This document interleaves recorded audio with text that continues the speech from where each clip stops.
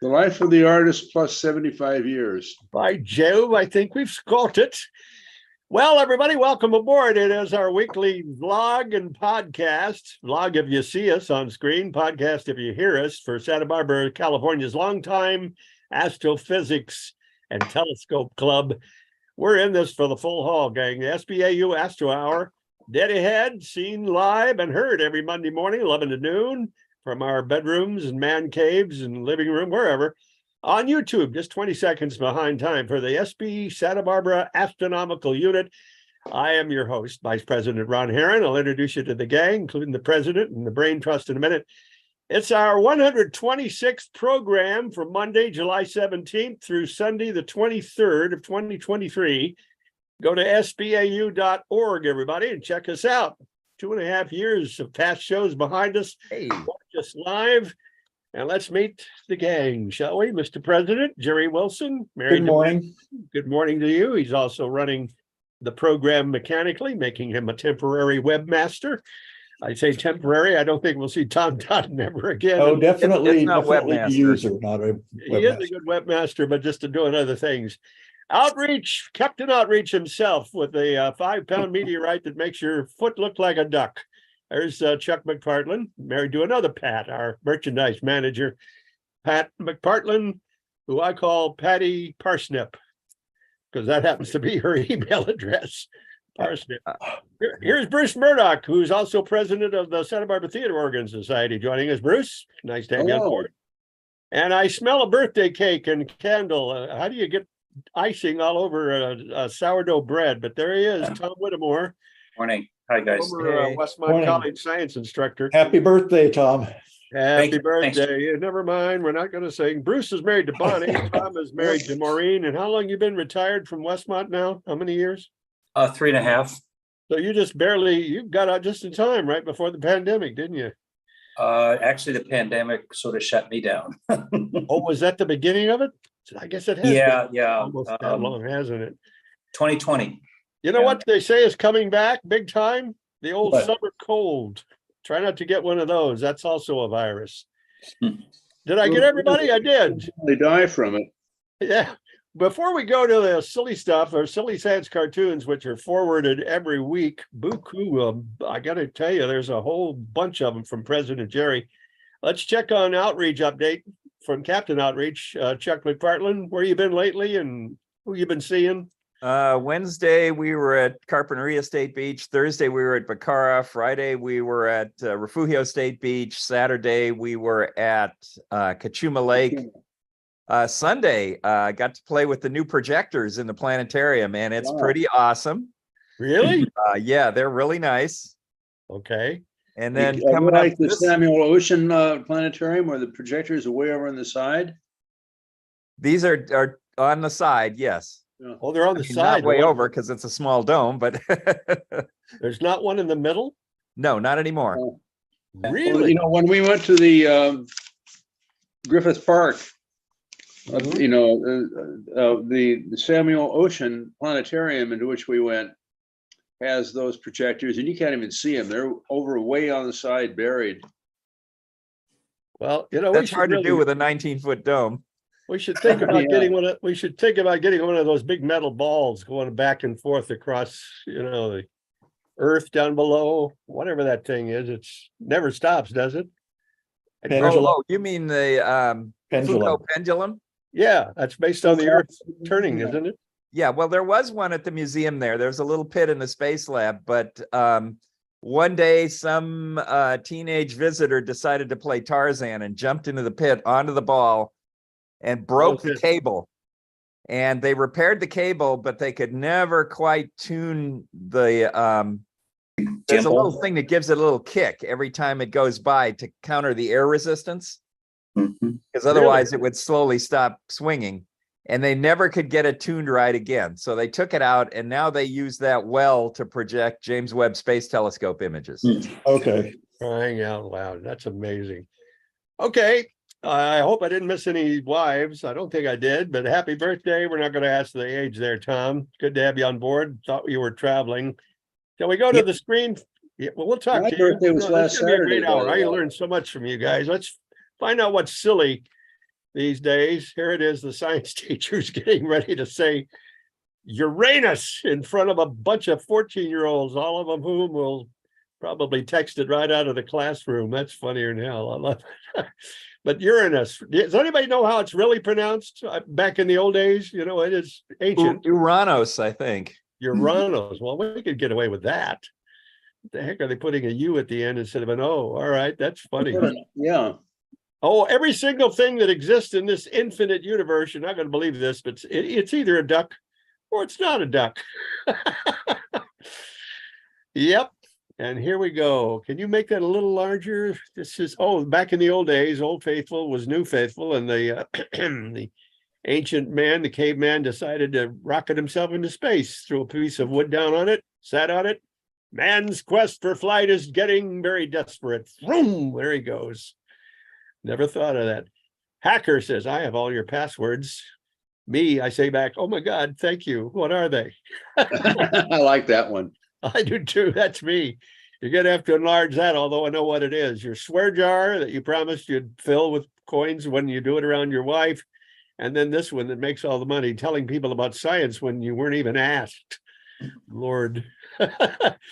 Hey, Johnson, they're in the lab together. If I catch you breaking the laws of physics again, you're out of a job. You hear? Happy gravity to us. Okay, here is the elevator doors. The elevator is out of order, and sure enough, above is 721. Look at the number sequence above it. Is it? That's right. It's not pi by any chance. Is it? Just a bunch of numbers. All right. Yeah, it's just random. In order. Some elevators leave off 13, don't they? Yeah. This Some one, I heard in don't have a 13th floor. In Britain, don't they start the first floor on what we'd call the second? Or is there Yes. something to that? Seems like I heard that elevator out of order. That's funny stuff. You're a funny man. Oh, here we are. This is that crazy Mad Magazine cartoonist. I think they are working on a heart transplant.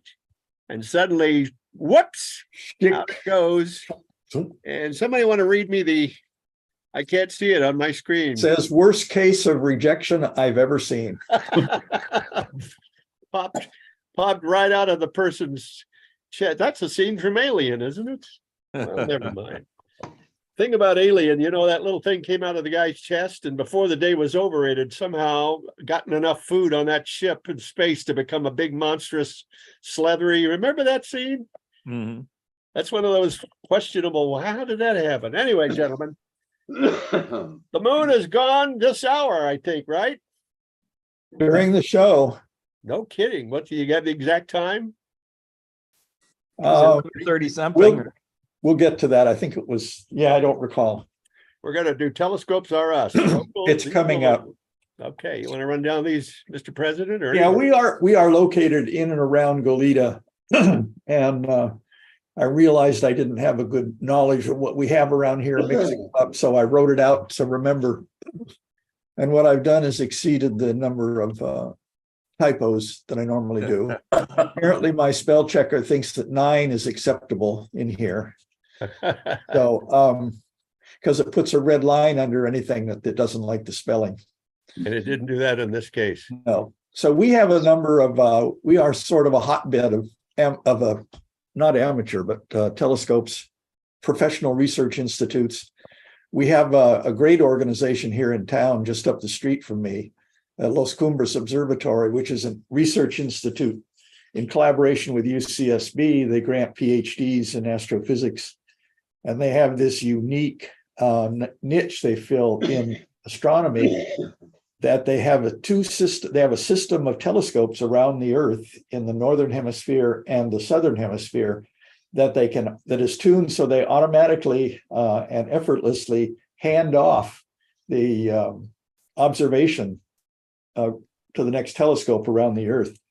And so they have a claim we're always in the dark. They have a phrase like that. So you don't have to.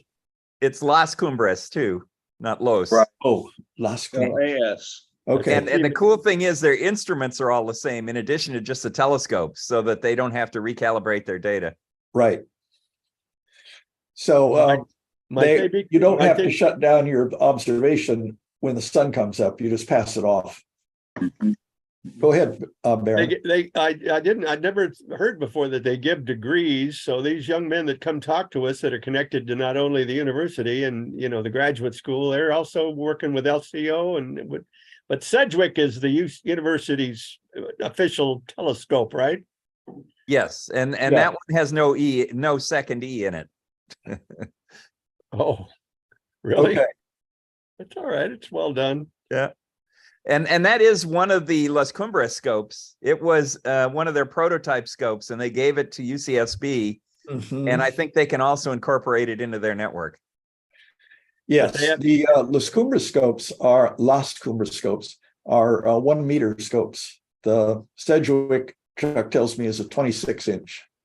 I thought I thought they had some 20-inch scopes too, 20-something inch. Yeah, I think their only 1 meter scopes are in Australia and England. Those were the first ones in their system, and they kind of bought them from somebody else. And they're all. Well, they had, when we took a tour of the observatory, they frequently give public tours. They were buying the primary mirrors, the 1 meter mirrors, from a optical shop in Russia. Oh my God. Well, when we did the tour of their facility on, the research park there, they were building one of the 1 meter scopes, Yeah. and they're And they fairly also- thin. They're fairly thin, and they have a whole bunch of little actuators on the back that they use to make it paraboboil or whatever, paraboboil. To help the mirror maintain its shape. Yes. They're right. And they also modify 16-inch scopes to use in their network. Yes. Yes. They have a number of those also. I think 2 per main observatory. And they're down the street from you, Mr. President? Yeah. They're just over here in the So do they have a telescope? Do they have in an the industrial observatory? park. They set them up for their own use and calibrating them and stuff in the place there, but then they pack them in shipping containers along with all these electronics, and they ship them to their various sites around the world. But they don't use all the ones around the earth at the same time, like a large array of No. radio scopes. No. They don't do that. No. Okay. It's not night everywhere at the same time. Well, that's true. You're right. Westmont College here down in Montecito operates a 24-inch Ritchie Cretan type telescope. Yeah, It's misspelled. That's Yeah. too- Yeah, Richie's got an E in it, Richie. Okay. And Chrétien has H's Chrétien is with an not an A, but an E. and with an H before the R. Okay. Are you sure of that? Yep. Where were you Okay. guys last night when I was writing this stuff? Asleep. Sleep. Probably true.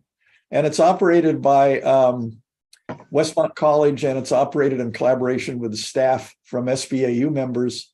Tom Whittemore is a retired instructor and telescope operator Yeah. still for the college. Whenever We it have- works. We have Palmer Observatory at Santa Barbara Museum of Natural History on the grounds. It has a 20-inch Ritchie Cretan. Ritchie, see, I'm not consistent. Yeah. Right, right. Chrétien. The H is missing, the E is wrong. Yeah. So type telescope for education and public outreach. It's operated by the museum staff and again, SBAU members. I don't know that we have any SBAU members that run that anymore, but definitely the museum staff and also City College. Mhm. Yes, Yep. That's John Winkowski, our new guy at the Yes. museum. And When do we want to make a pedestal for that one at the museum so it sticks up to the right height? there also are, Sean that's one of Fox. the, go ahead. Also, Sean Fox operates it at the museum, and Sean Kelly from City College. Yeah. Well, Okay, various outreach events supported by the club at large, SBAU, where members set up personal and club telescopes at various sites for public outreach. The scopes that we use range from small refractors in the 3 to 5 inch aperture range up to large reflectors of 20-inch diameter, plus solar scopes. And events occur, from my point of view, correct me if I'm wrong, Chuck, 3 to 4 times per week, at least through the summer. Yeah, that's It's about right. wow. Got to be a time, Chuck, when you say, I just don't want to do it, Pat. I'm sick of it. Setting this damn thing up and taking it. That meteorite fell on my foot. You'll see that I walk like a duck now. Oh, Lord, here we are. Okay, this Jerry, was, Jerry, did you shoot that one? I This think that's picture? Tom Totten. yeah, I took this last Thursday night Oh, with my okay, cell you phone. did. Because I'd love to use it in the August issue on the front page and credit Go whoever ahead. did it. So I'll credit you. Okay. Okay. Do you have access to it from this? I don't it send the was pictures. something Oh, the I have picture- received, Jerry. It The was pictures in the something talking points. The talking point. I You could pull you from that. also, Tom, you also know who the speaker is going to be and got his picture? I don't know who the speaker is. Okay. And well, usually I don't put pictures of the speakers in anymore because, that's okay. I'll send you know, it to you. You'll it get just it. takes up a lot of room. It's you an know. old friend of President Jerry's. Okay. Got it. This is Chuck adjusting his 9-inch 9 1/4, yeah. in the quarter. This is Chuck and 5-inch. Pat's refractor with a camera on it, and it displays the captured image here Mhm. with some delay. So it's much brighter on the screen than it is with your eye. And I think this is Pat. Yes. Yes. Mhm. And then these are customers from the what's the name of the place? The Bacara. The restaurant's right out here. Now this is on the bluff overlooking the ocean. Mhm. And I believe I've captured part of the Scorpius here, Yep. but Yeah. The tail. the sky out there over the ocean is very dark and sometimes very steady. It's great viewing when it's clear. Yeah. Well, You got when the we were tail there, and the a humidity teapot. got up to 97%, I think it was. And What then got up Arts, to 97%. Art Scope is the one over Everything there got behind Pat. Yeah. Down there. Yeah. Yeah. That must be Art to the right of the telescope there. Yeah. Of his Oh, scope. that's art. Yeah. Yeah. Yeah. Yeah. And obviously the Ritz-Carlton wants us there, right? They invite us every year. Yeah. Well, they didn't, of course, during COVID, and they Right. change hands every couple of years, but the new people eventually called us back. And they keep getting Unfortunately, new they names. trimmed the hedge between the parking lot and where we set up. So now the car lights shine on us. Well, I don't think that's trimming. I think that's senescence in the hedges. Their trees are getting old. And Woody. Yeah. Okay. Incidentally, Mr. President, if I may Yes. be so, what's the word for it? Several years ago, we had some people from Ojai over here representing a little private school. Remember them? Yeah. They have good seeing. They got street lights that don't flood the sky so much. You remember the name of the school? I don't. It's Thatcher. Thatcher. Thatcher Sounds like yeah. Thatcher. So that would be the next one out of the area, I guess, next closest that I know of. Other than Okay, this is BCAF. Okay, This is a graphic of our galaxy explaining some terms that, yeah, this is, of course, the disk of our galaxy. This point on the right comes around and connects to this point on the left here. So imagine this thing circling your head. This is the central bulge, and that's the center of our galaxy, and that's where the black hole is. This is the thin part of the disk where the Milky Way is away from the center disk. This is out toward the rim. And then here we have a dark halo that surrounds the galaxy. This is a thick part of the disk out here.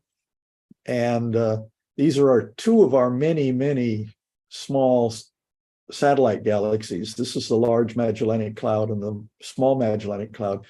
From the southern hemisphere, these are very impressive naked eye objects. They're easy to see.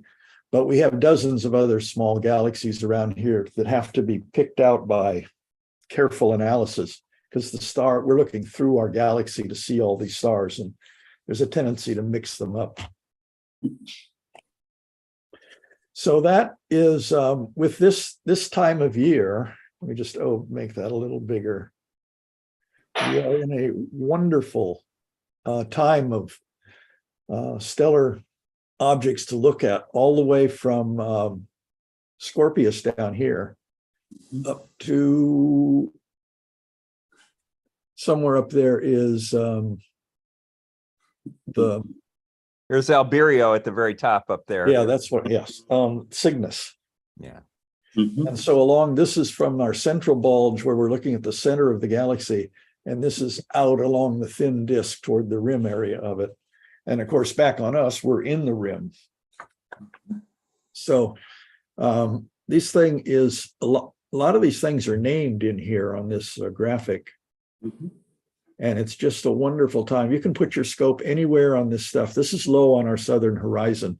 But you can put your scope anywhere along here and find wonderful things, bright things that stand out. There's the duck from the cartoon there in the top. There's the wild duck. This is not the duck that they meant in the cartoon, but Oh, yes. I see. Well, that's one duck. So these are two open clusters, M11 and M26, for example. This is the Eagle Nebula where the pillars of creation are. And anyone else like to point out any of their favorites? Well, there's the I think swan there, 13. also called Omega, M17, Yeah. just below the Eagle. Mhm. The Omega is like a duck, isn't it? Up also. It's the Swan. It's the same as the Swan Nebula. That's the same All name. right, yeah. They're Yeah, same two of my body. favorites, Jerry. Two of my favorites, Jerry, are M22 and 28. They're right across the dome of the teapot. Really beautiful. I've never looked at M72. There's I just noticed it M22 and there in the M28. lower left. It says the This Saturn is- Nebula. My favorite is the constellation that gets no respect, Ophiuchus at the top. I respect it. Yeah, Of is course, it in the morning. It's the 13th zodiac somehow. Yeah, it's the 13th constellation of the zodiac. The sun spends more time in Ophiuchus than it does in Scorpius. Yeah. This sounds dirty somehow. I'm sure. I'm sorry. So this asterism down here in Sagittarius is known as the teapot. This is the top, this is the handle, and here's the spout, and the Milky Way comes up like steam out of the spout. And the little asterism there above and left of Nunkey looks like a teaspoon. And then down below the teapot, there's Corona Australis, which looks like a wedge of lemon. So you have a whole tea party going on over there. Is the word serpens a form of serpent? Yes. Yes. It Yeah, is. yeah. Okay. That means snake and lamb. Okay. A couple of Cicada other is the tail. Yeah, a couple of other things people would enjoy with just binoculars are M6 and M7. Mhm. You know, Yeah. Beautiful. Right. Butterfly. Yeah, butterfly. And the Stinger stars, Shaula, Lissauth, point almost directly to the M6, right, Chuck? Seven. How's that? 7, yeah, Ptolemy's. Okay. Ptolemy's cluster. There's a Ptolemy's cluster. Now this symbol here, a little blurred, that's a open cluster. Wild duck M11 and 26, those are open clusters. Yeah. Globular clusters are these white things. Mhm.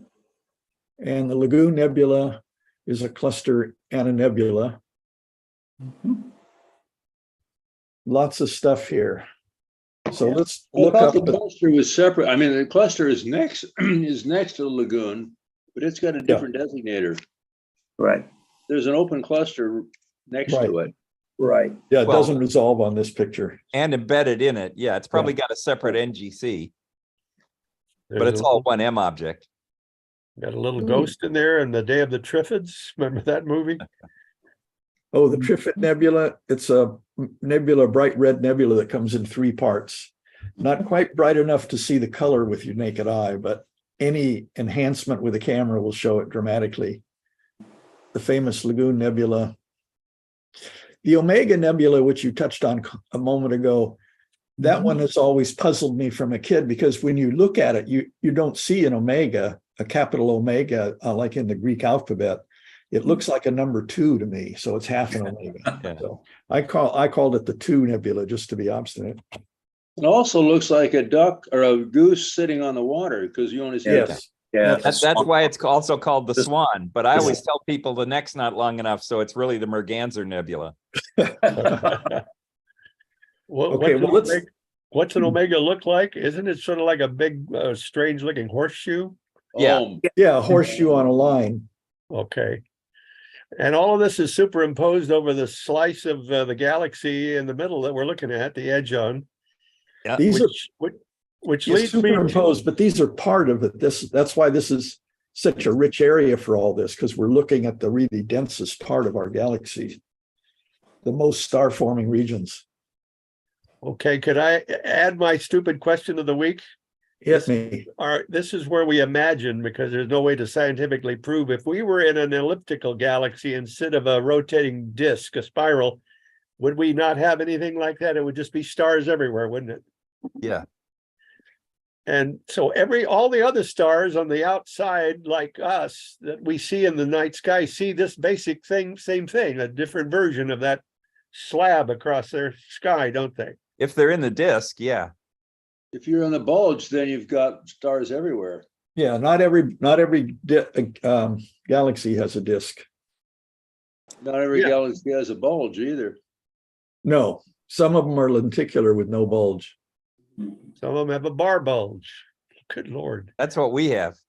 We have a bar. Yeah. Well, that's good. I hope they have a happy hour at Packer. Now, up in the corner, figured out gravitationally why that bar didn't get stirred around. I don't know. it may be a stable structure that forms. You don't know. But they're all transient things. The particles that make up the arms of the galaxy, they pass through the arm. It's only a traveling condensation that moves backwards, like a traffic jam on the freeway. So this is the constellation of Cygnus up here, the tail Deneb, and the two nebulas here that you can't see on this picture, but we'll see them on the next picture. The North American Nebula, NGC 7000, and the Pelican Nebula right across from it, both illuminated by a star between them. And then we have the Crescent Nebula up here, and we have the Veil Nebula up here, down here, which in our small scopes, you can see on a dark night, you can see the entire, it's a remnant of a nova. And so it's expanded out to where it's got really big, and you can just fit the whole thing into a low power eyepiece. So it's a unique thing that you see through our smaller telescopes. And that's where all those subnebulae there, Lacework Nebula, Cirrus Nebula, those are all part of the veil. Right. Yeah, I'll never forget when I did a maiden voyage, my 18-inch that I built at Lassen Volcanic Park. And I just put it right on the veil with an O3 filter, and it just scintillated. It was so amazing. Beautiful object. But our North American is not in this picture. That's coming up next, isn't it? It's right centered in the picture. It shows you where. This is the finder chart for the North I American see. Nebula. Okay, there it is. Yeah. And it's shaped like our continent somehow. Sort of. You got the Gulf of Mexico. Yeah. See, Gulf Right of there. Mexico. This is Florida about 60 years from now. When Yeah. Right. Ron DeSantis won't be there anymore. Okay. It'll be real swampy. It already is. Yeah, that's true. Don't have to go to This is Washington. This Go is ahead. the star between them that illuminates them. And this is the Pelican Nebula. There's his head and his beak Mhm. and a wing sticking out. And an eyeball. Yeah. So this is it's a bright nebula, but it's actually spread over a big area, so it's not that bright to see. You need a good fast scope, like Tom's 18-inch. What is it, f3 or something? 4.5. Okay, I took it 4.5. easy. Okay. Well, is this from the James Webb? No, Oh, I don't think so.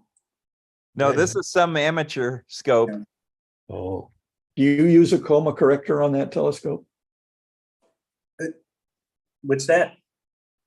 Do you use a coma corrector on that telescope? No, it's a perfect mirror, Jerry.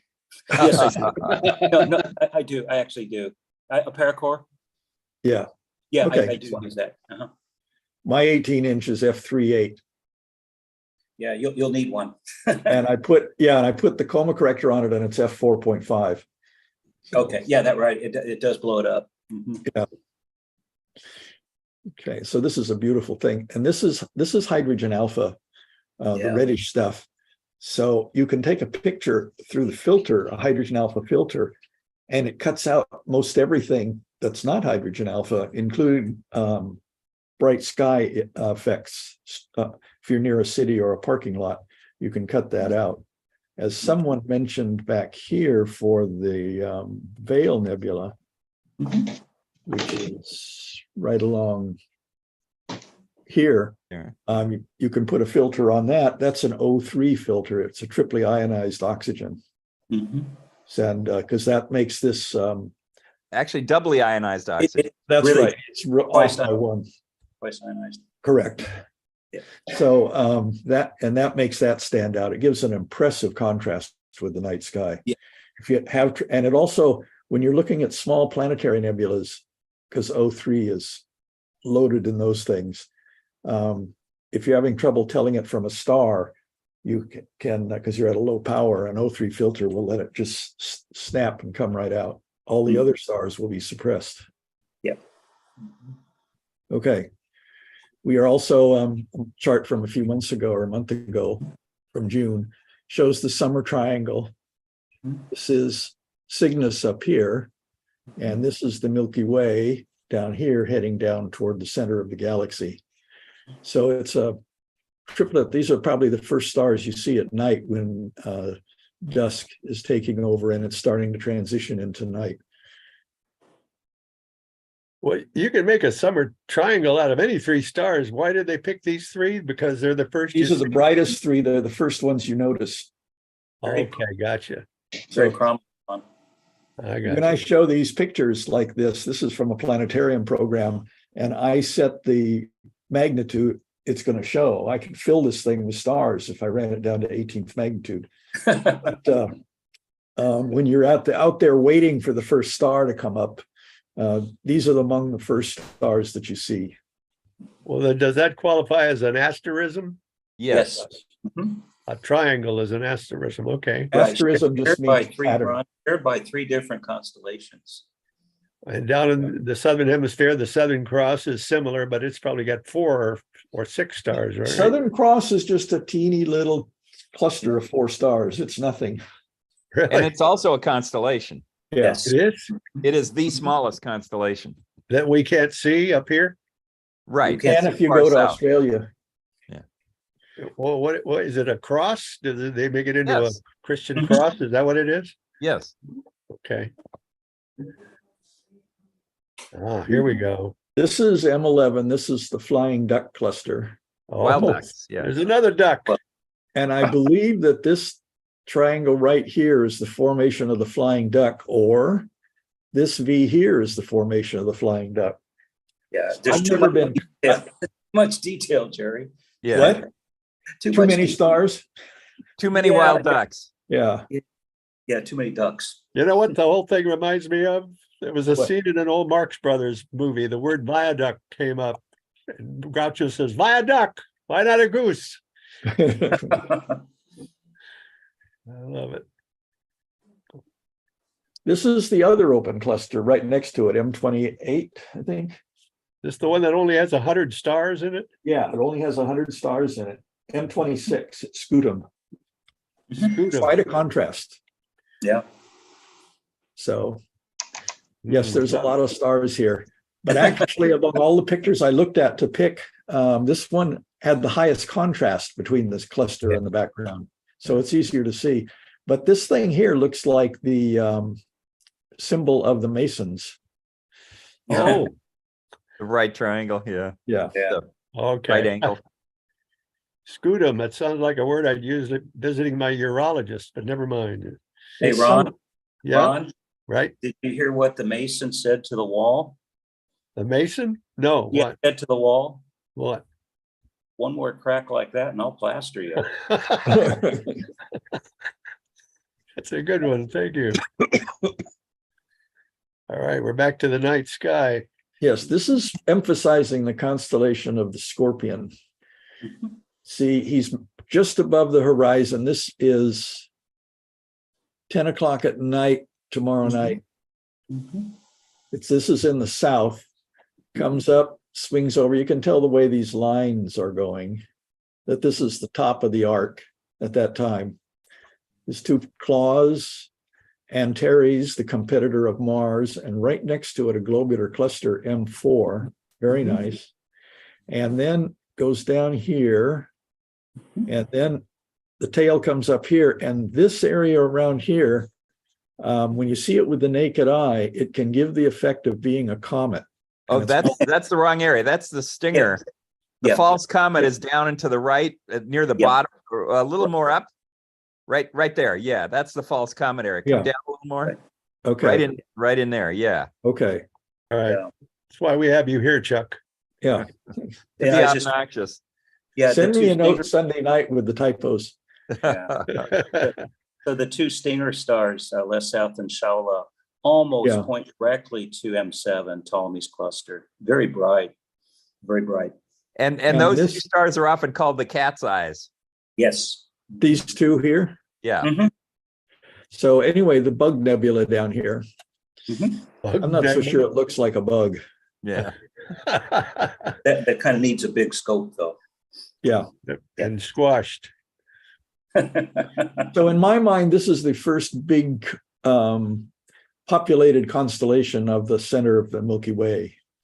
The rest of it off here to the right, we get into Sagittarius, and right above, where is it? Right up about here is the center of our galaxy. No, down near the more where Al Nasl. Yeah, more to the right from that, just a little bit. There. Roughly in there. Yeah. Yeah. Okay. Right off the teapot. Yeah. Yeah, right up. Yeah. Mhm. Yeah. Off the arrow and the spout. Yeah. All right. Well, now the moon wouldn't be in there ready to go black on us in a few minutes. No, would it? this, whoops. The moon will be where the sun is when it's new, Ron. Right. So it's kind of hanging out near, Gemini now, some sort of ballpark Gemini. And I saw a really nice alignment on Friday morning at about 4:30, 4:15 of the crescent moon, Jupiter to the right, and the Pleiades above the crescent moon. And then there was Capella to the left and Aldebaran to the right. Really pretty alignment. But do we get a new moon only during the daytime? No, Sort of, yeah, where the sun is. Yeah. Well, it's going to happen. And you said in 10:43 or 11:43, only in a few minutes from this time we're at right now. Yeah. And does that mean we can't see it? yeah, Right. you can't see it. But there would be times when it would be in the night sky and you could see it totally go blank.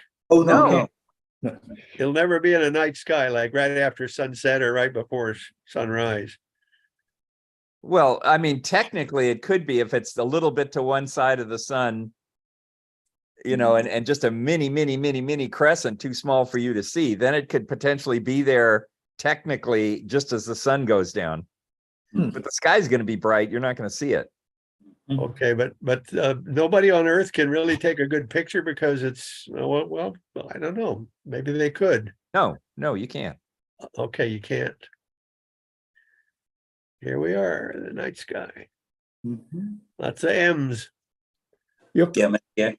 Now, this is another interesting region, one of my favorite regions, and it's up directly overhead in the evening, late evening in March, the springtime, beginning of spring, and that is the Virgo cluster of galaxies. And these are shown here in Virgo. Low in the southwest now. Yeah, this is your Yes. last glimpse of them before waiting until next March to see them again. So that is low in the west, as Chuck points out. Down here is the famous Sombrero galaxy, M104, and that is the one that the Sombrero, that's the one that they had on the closing credits of The Outer Limits that I always like to watch that. This is M65 and M66, two of the Leo triplet down here. They don't have the hamburger listed here, labeled here, but it's a third galaxy of the same brightness. And Ceres, our first seed asteroid, is traveling up this way at this time. So there's a lot to see. Now, You the notice- reason that Go ahead. let's finish this comment. The reason we're doing this is because, as you just pointed out, we have a new moon. So this is a faint fuzzy time before Yeah. the moon will start appearing in the early evening this coming week. And then it will be first quarter about 7 days from now. You notice though that Jerry, having grown up like most of us on the outer limits, is controlling the vertical and he's controlling the horizontal. Yeah. Yeah, we are controlling transmission. Yeah. Now that's when you made an image by scanning an electron beam across the cathode ray tube. That's right. I always let him do all of that to my television. You can control anything you want.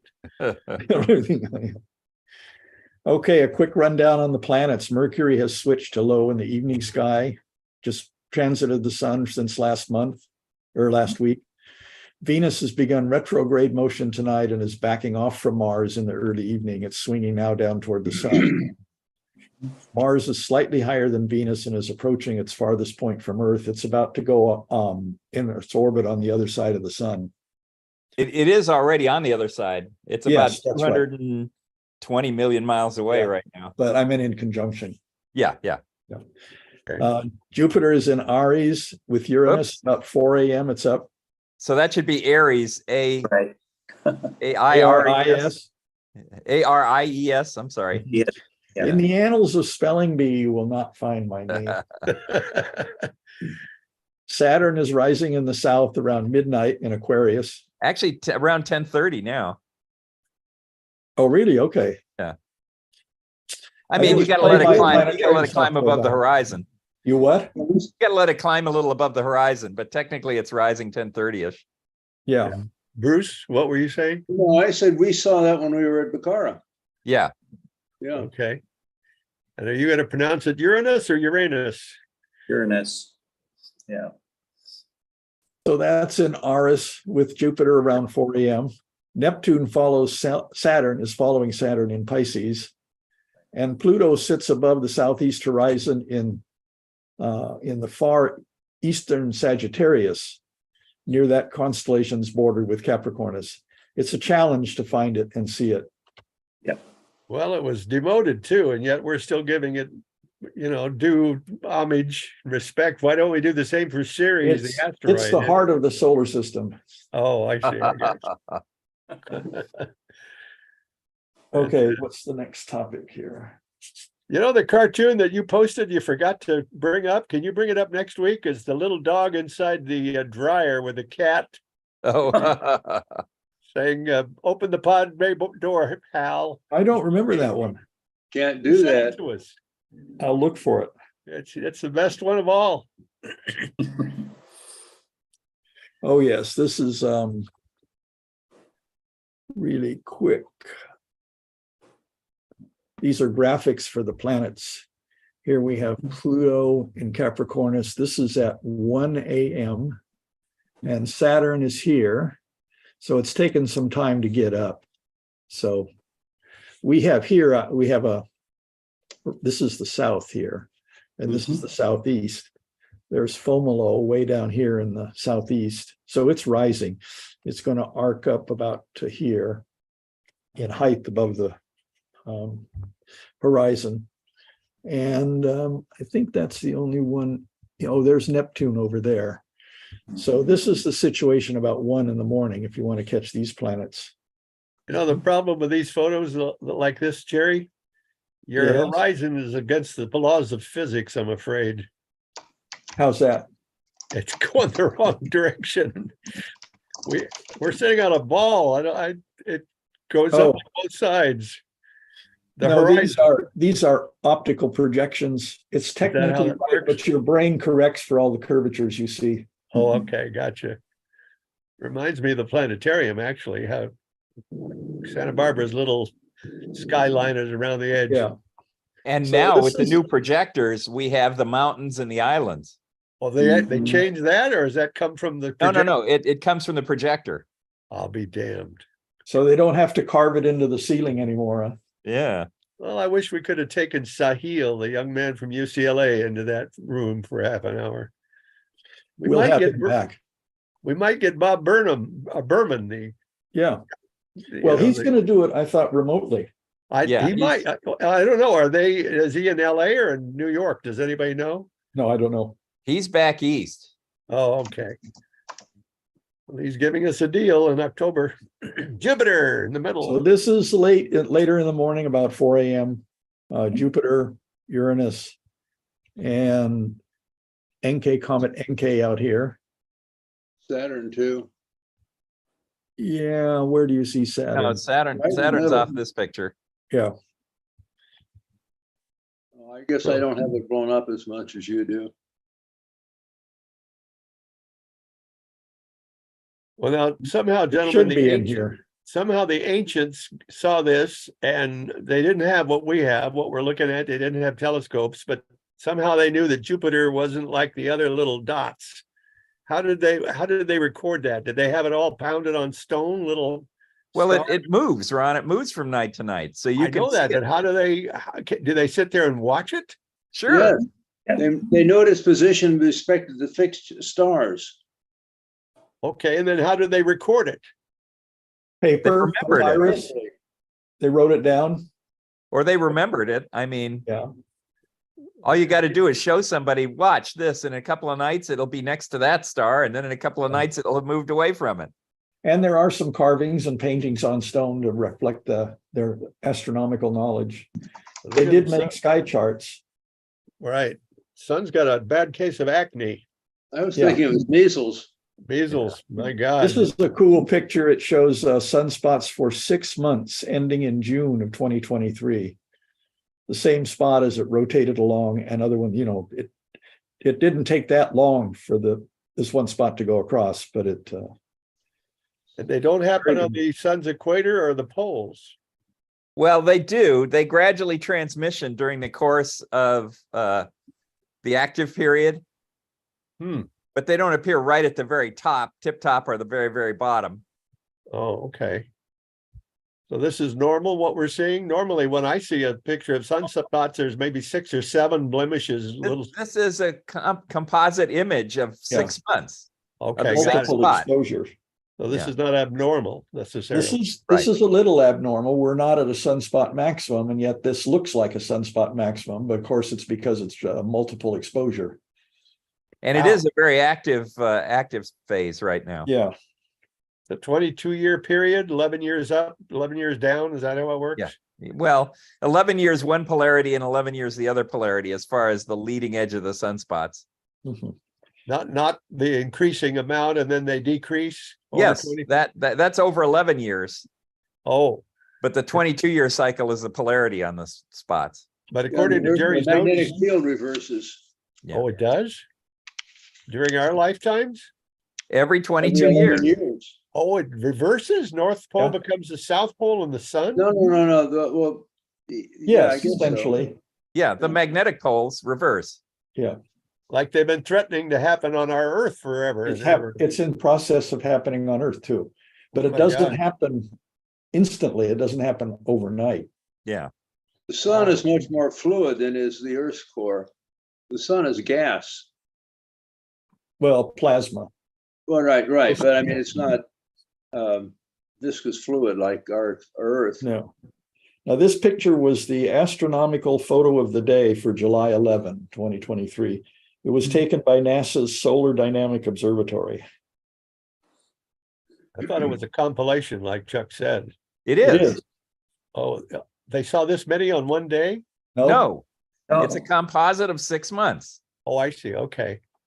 Take a look at the very top. You can see one sunspot that is working its way across, kind of isolated till it Yeah. gets out in the middle. I do see that.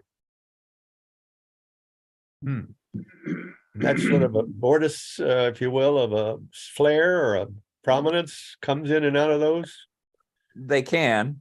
Yeah, they're they usually go in pairs, although it's tough to find the pair for the second one. Maybe these two are pairs matched up.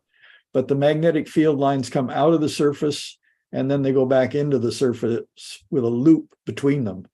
Although there might be a second one, some stuff will come out of here and go in there too. It splits. There's all sorts of structures that are possible. And when these magnetic field lines go up into the solar atmosphere, which is very hot, they align the plasma particles in there. And when you align things, you take away their randomness. And the randomness is effectively heat. So you basically cool that portion of the solar atmosphere, and then it becomes visible because it cools off. And so you see all this stuff then cooling off and then falling back into the sun, and that's what we see as flares. Sometimes they get very Well, robust. that's prominences. Yeah, Prominences. Flares are different. They're like a magnetic reconnection event that's pretty short but violent. Right. Which ones are the ones that hurt us? Flares. The CMEs. Flares, Yeah, not CMEs, prominent. which CMEs can come from flares. Yeah. So it gets a little cooler by 1,000 degrees or something. Yeah, I don't if know you had a that much, sunspot but- all by itself in the sky, it'd be brighter than the full moon. Right. Wow. Now Oh, here this, we go. Well, this is the new Vera Rubin telescope, which is under construction. But it's got some pretty impressive optics. This is what its field of view will look like compared to the moon. The moon is 1/2 a degree. And each of these squares is a camera chip with thousands, millions of pixels in each chip. So it has a very large focal plane. It's going to take a complete LSST, Large Synoptic Survey Telescope, takes complete pictures of the sky in a short period of time, and then does that repetitively. And the way it does it, it's got a very unique optical design. This is the main mirror. It's f1.18, a lot of glass to grind out. The light comes down and hits the main mirror, which is just this annulus part here. And then it goes and it bounces off of this secondary, and it goes down and it hits another part of the main disk. But this is a much faster, it's ground to a different curve, which brings it to a focus on the focal plane here, but it takes it through these lenses here. Now, these two lenses are the largest lens ever made. They're bigger than the Yerkes Observatory. They are about 60 inches in diameter. Let's see, where is it exactly? 1.55 meters, it looks like. Yeah. Hmm. You know, I can never find, yeah, there it is. I can talk or think, choose your which. That's comparable to the Yerkes. Yerkes is 40 inches. Yeah, and 1.55 meters, a meter is 39 inches. Yeah. Right. So it's comparable. Yeah, Yerkes would be about 1. Yeah, so it's half again. Yeah. Well, Like, Yerkes is 48.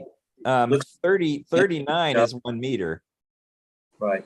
So, you know, they're comparable. Yeah, a I little didn't bit. know Yerkes was 49. 48. 48. I didn't know that. I thought it was 40. It's 40. Oh, it's 40. Sorry. Yeah, 40. Yeah, so 1.55 meters is in the Yeah. ballpark of 60 inches. Yeah. Okay. There was a telescope that was made that was bigger than that, a refractor called the Paris refractor that was 90 inches in diameter. But it was deemed a failure, and so they dismantled it. So, gentlemen, is it my understanding that to have a telescope, a reflector has a mirror that provides us with photos like the James Webb? Yeah, There's got to be pixels behind the mirrors, right? Encased in the mirrors, they're right there. but not in yours. They're just not- at the focal point, Ron. They're where your eye would be. Right there's the pixel, the line of camera pixels. See where all these rays come to focus? That's right there. That's amazing optics. Okay, so for example, Chuck's telescope throws things onto a laptop screen in color. Does that Well, mean no, just onto a monitor. Okay, but is that coming right off of your mirror, off the back end with pixels? Well, it's a refractor that I use, so it's coming right through the lens and onto the Yeah. chip. You put the camera where your eye would be. Oh, I see, in the lens. Okay. Yeah. M3. So this shows the detail of the primary mirror for that. The M1 surface, the primary light collector is this annulus out here. Then they've given it a different curve and figured it for the tertiary surface, and it's all of a lightweight honeycomb of quartz. And the glass, Tim Crawford would grind. What is you this? know, quartz became popular for an amateur mirror about 15 years ago. Right. And they were cast leftover things from large boules of silicon that were made for, or a quartz that were made for the electronics industry. So very high grade quartz. And they cut them off of big cylindrical boules and sold them. They were an inch thick or so. And people got real enthused about them. They'd get them and they'd grind them into a shape. And then no one I know finished one because Yes, Jerry, I was just going to mention that early on the workshop that I started. Chad, I can't remember his last name. Chad. Yeah, I remember Chad. Yeah, he's been long gone, but he bought one of those. And Yeah. It was the ballpark of a foot. It's like 12-inch. Yeah. And it ground really fast, but the polishing was horrible. It was really hard. Yes. So he actually never finished the darn thing. And I think most people followed that path because the glass being very hard, it's very brittle, so it does grind fast, but it's a bear to polish. That's right. That's what Chad found out. Yeah. And it was Chad Caprio. Caprio. Yes, that's right. So anyway, this is showing an artist rendition of the telescope with the light path coming in directly to the outer part, going up, getting reflected off this. This is also the largest convex mirror ever made. Wow. The secondary comes down here and then gets reflected up into the lens system, and then the filter, and then right behind it is the focal plane with the camera elements. These filters move up and flatten out in the way so the filter can be rotated in. There's 5 of these filters. And this is the Rubin and this is the Vera Arizona. Rubin telescope. It's looking for dark matter. Named after Vera Rubin. Yeah. Ron. named after who, Rubin? Vera Rubin, a groundbreaking astronomer who passed away a few years ago. Okay, is the university in Phoenix or Tucson? What's that? Where is the University of Arizona? Tucson, Arizona. That's where I went to school. Okay, isn't that desert country mostly? Or are they going to be in a hilltop up on a mountain? Well, this scope isn't there, Ron. The mirrors were made there. Okay, Oh. I was asked that, Chuck, whether the mirrors were made at the U of A. Right. Okay. But it They're is going to be cereal in case. bowls. They're cereal bowls. They're so fast. Wow.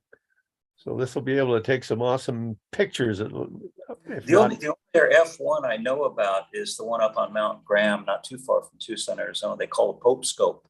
It's owned by the Vatican. Okay, really fast F1. It's a bowl. Well, isn't the Keck down there in Arizona? No. No, those Where's are the in Keck? Hawaii. Oh, the Keck, what's the one I'm thinking? Keck is an institute that provides money to Yes. support telescopes. And the Westmont Observatory has a Keck telescope because it's bought by the Keck Foundation and donated to Westmont. Hawaii has a Keck telescopes on it, and so are in Chile, there are Keck telescopes. I swear I've heard the term, the Keck telescope. Well, they're referring to the big one on Mauna Kea in Hawaii, Yeah. the big pyramid. Okay. They also contribute a lot of funding to medicine. Yeah. So And we I don't think know- I believe they made their money off of petroleum, if I'm right. We don't know where this Rubin is going to be set up. It's in South America, and it's the idea is you're taking you got a large field of view, so you can survey the entire sky in a Really? relatively short period of time. So northern South America, like close to the equator, perhaps? I No. don't think so. No. It's down in Chile. Okay. I don't think well, Chile hits the equator, do they? No, not quite. Yeah, Yeah. Ecuador gets it. Ecuador is where the equator goes through, Yeah. right? yeah, right. it seems to me there'd be a whole world of viewing that we never get. That Antarctica would be privy to. Take And your vice warmies versa. when you go there. Yeah. Have It's we only reached- 34.5 degrees that we miss. That's true. Well, gentlemen, once again, you've totally dazzled me, and I keep learning. I keep thinking I'm signed up with an incredible astrophysics course out at the physics building. what's the name of that building? Broida Hall at UCSB. Breda. Getting some of the top professors of the world teaching me, and all I got to do is pass the test. But God love you. Thank you. That's the test. What's next? We're invited to, Chuck? Outreach? Next outreach, Bacara on Thursday night, and then it's the third Friday. It's Westmont Public Telescope Night on Friday, and then Saturday's Refugio State Beach. Okay, what's the next Oregon recital we can go to, Mr. Oregon Society? We just had an open console, and we don't get to know to like maybe a week before the date. Typically, we try to do it the second Saturday of the month, but if the theater has something planned, then they move it to the Saturday before or after. That happened this time. We were the third Saturday of the month this month. All right. Well, we won't know until early August what Saturday we get. You can let us know in a future meeting when we can all attend those once a year meetings that are required, that we're all available to see. And we're here again next week for number 127. Thank you, and take care of your wives and yourselves, and keep the air conditioning on, and don't speed those Teslas. Thanks everybody for watching.